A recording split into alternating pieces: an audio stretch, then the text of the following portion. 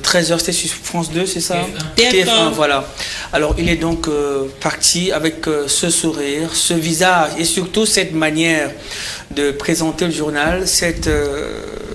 Il a simplifié le journal. Ce monsieur a donné une autre coloration à la présentation du journal et tout le monde l'aimait le voir parce qu'il transfusait, il transmettait la bonne humeur et surtout une attitude. Parce que c'était ça sa particularité.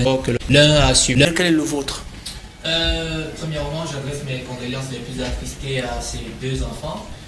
Dont l'un a suivi pratiquement les pas de son père en allant du côté de Lille où lui il étudie plutôt le commerce en lieu et place du journalisme et les condoléances les plus attristées à son réalisateur qui est par ailleurs un camarade de promotion qui me rappelait encore que le documentaire qui avait été réalisé sur Jean-Pierre à l'émission de Nikos c'était un peu un signe annonciateur parce que vous savez qu'il a échappé à une toute première opération. Alors, il avait eu un problème et puis toute la France était mobilisée, la première opération s'était bien passée et il avait décidé de faire un retrait.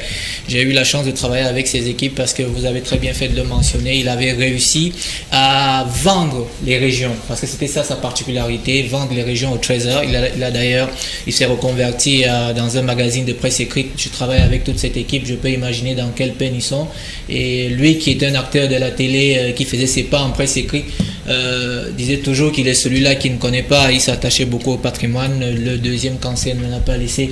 On a une pensée pieuse pour lui et c'est quelqu'un qui a pensé à la relève parce qu'aujourd'hui le 13h de TF1 continue toujours de faire un taux d'audience parce que vous savez là-bas l'audimat est traité à chaque sortie.